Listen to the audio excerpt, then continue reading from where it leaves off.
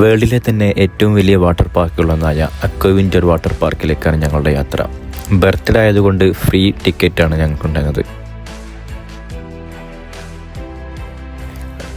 Ticket കൗണ്ടറിൻ്റെ അവിടെ Q നിൽക്കുമ്പോൾ നമുക്ക് കുറേ പരസ്യങ്ങൾ കാണാം. പിന്നെ അവിടുത്തെ ടിക്കറ്റ് റേറ്റ് 300 ദിർഹംസിൻ്റെ അടുത്തോളം ഉണ്ട്.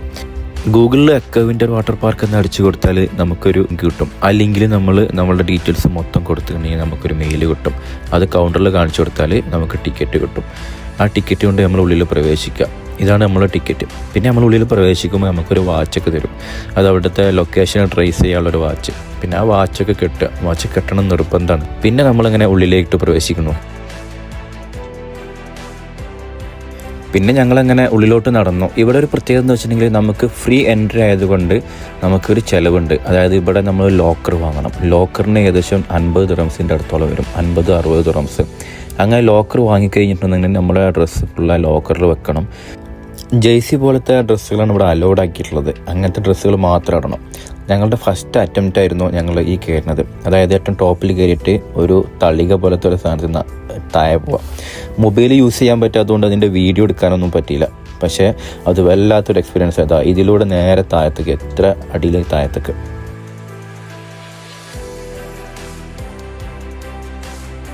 പിന്നെ രണ്ടാമത്തെ ഇതിലേക്കാണ് നമ്മൾ പോകുന്നത്.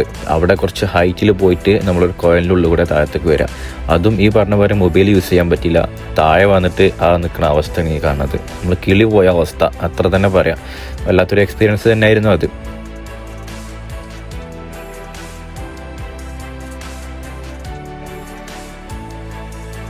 പിന്നെ അതൊക്കെ കഴിഞ്ഞ് പിന്നെ അടുത്തത് നമ്മളൊരു നല്ലൊരു തോട്ടിലൂടെ നമ്മൾ ജാക്കറ്റൊക്കെ ഇട്ട് സ്വിമ്മിങ്. അതായത് നമ്മൾ സ്വിമ്മിങ് നമ്മളിങ്ങനെ ചാടുക. എന്നിട്ട് നമ്മൾ ഒരു ഒലിച്ചു പോണ തോട്ടിലൂടെ, നമ്മൾ നാട്ടിലൊക്കെ ഉണ്ട് ഒലിച്ചു പോണ തോട്, ആ തോട്ടിലൂടെ ഇങ്ങനെ തുഴഞ്ഞ് പോവുക. അതൊരു പ്രത്യേക രസം തന്നെയായിരുന്നു. ഒരുപാട് ആളുകൾ, നമ്മളറിയാത്ത ആളുകളും അവർ പിന്നാലെ ഇങ്ങനെ മൊബൈലൊക്കെ പിടിച്ചു. എൻ്റെ പിന്നെ വാട്ടർ പ്രൂഫ് ആയതുകൊണ്ടും കുറച്ച് പേടിയൊക്കെ ഉണ്ടായിരുന്നു. എന്നാലും പറ്റുന്ന മാതിരി വീഡിയോ ഒക്കെ എടുത്ത് എൻജോയ് ചെയ്തിട്ട് ഇങ്ങനെ പോകും.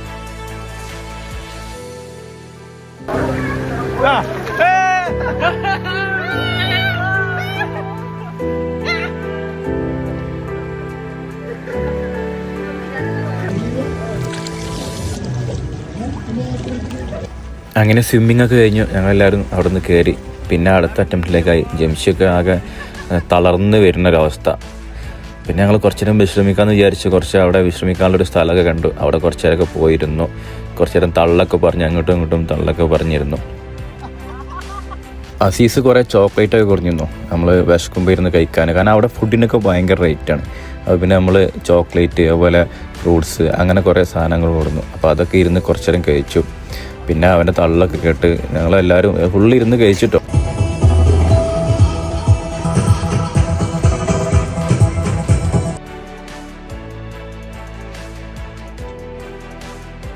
ഇനി അടുത്ത എക്സ്പീരിയൻസ് ചെയ്തെന്താ വെച്ചിട്ടുണ്ടെങ്കിൽ നമ്മളത് സെയിം ഒരു തോട്ട്, ആ തോട്ടിലൂടെ നമ്മൾ ട്യൂബ് ഇട്ടിട്ട് അതിൽ കിടന്നു പോവുക. അത് നല്ല കുത്തി ഒഴുകണ വെള്ളം ഉണ്ടാവും, കുത്തി ഒഴുകാത്ത വെള്ളം ഉണ്ടാവും. അപ്പോൾ അതൊക്കെ എക്സ്പീരിയൻസ് ചെയ്തിട്ട് നമ്മളിങ്ങനെ അതിലൊരുപാട് ഫോറിൻ കൺട്രികളിലെ ആൾക്കാർ എല്ലാവരും ഉണ്ടായിരുന്നു കേട്ടോ. നമുക്ക് നല്ല രസമായിട്ടുള്ള ഒരു എക്സ്പീരിയൻസ് ആയിരുന്നു. നമുക്ക് ഇങ്ങനെ മൊബൈൽ പിടിക്കുമ്പോൾ നോക്കണം ഏത് ടൈമിലും താഴത്തേക്ക് വീഴാം. അപ്പോൾ ആ ഒരു അവസ്ഥയിൽ പിടിച്ചിട്ട് ഇങ്ങനെ പോവുക. പിന്നെ നമ്മളെ ഹെൽപ്പ് ചെയ്യാനൊക്കെ അവിടെ ആളുകളുണ്ടാവും സ്പീഡിൽ പോകാൻ. പിന്നെ നല്ല കുത്തി ഒഴുകിയിട്ട് ഇങ്ങനെ പോകും കേട്ടോ. നല്ലൊരു എക്സ്പീരിയൻസ് ആയിരുന്നു അത്.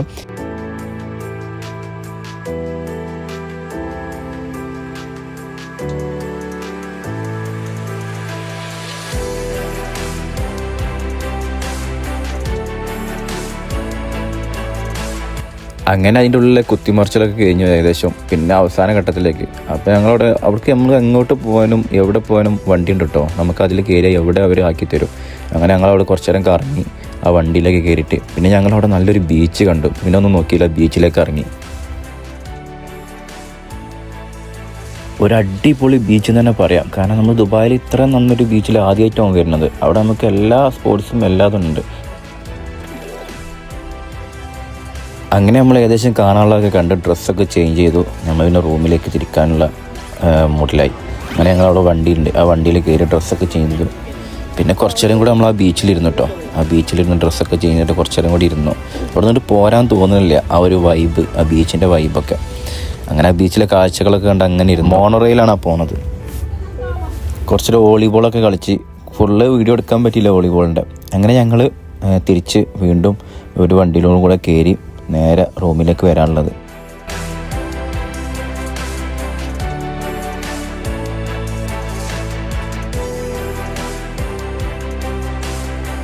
അങ്ങനെ ഏകദേശം 5:30 മണിയായി. പിന്നെ എല്ലാവരും പുറത്തേക്ക് ഇറങ്ങാൻ നിന്ന്. അങ്ങനെ ഞങ്ങളൊക്കെ പുറത്തേക്ക് ഇറങ്ങി. അങ്ങനെ അറ്റ്ലാന്റിക്കിൻ്റെ വ്യൂ കണ്ട്, ഇതാണ് അറ്റ്ലാന്റിക് ഹോട്ടൽ, അറ്റ്ലാന്റിക്കിൻ്റെ വ്യൂ കണ്ട് റൂമിലേക്ക് തിരിച്ചു.